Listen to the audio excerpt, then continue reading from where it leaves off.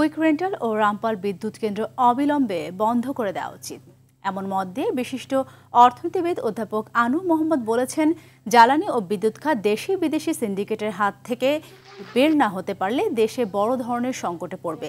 Debate for democracy আয়োজিত সঠিক পরিকল্পনা অভাবেই জ্বালানি খাত লুণ্ঠনের প্রধান কারণ এ বিষয়ে ছায়া সংসদে বিতর্কে তিনি কথা বলেন।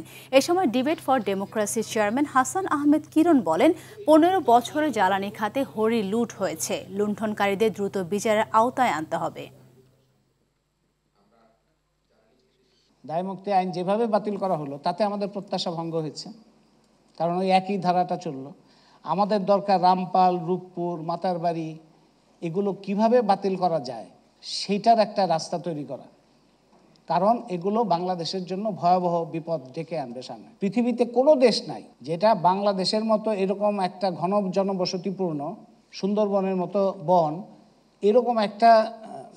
এরকম একটা অবস্থানের মধ্যে কয়লা ভিত্তিক বিদ্যুৎ কেন্দ্র বা পারমাণবিক বিদ্যুৎ কেন্দ্র পৃথিবীতে কোনো দেশে পাওয়া যাবে না। এই যে আমরা গ্যাস পাচ্ছি না, বিদ্যুৎ পাচ্ছি না, বিদ্যুতের দাম বৃদ্ধি করা হয়েছে, এলএনজি নামে বাংলাদেশে প্রতারণা করা হয়েছে, এই সকল কিছুর যারা দায় তাদেরকে কিন্তু আমরা শাস্তির আওতা আনবার জন্য আমি অনুরোধ করব।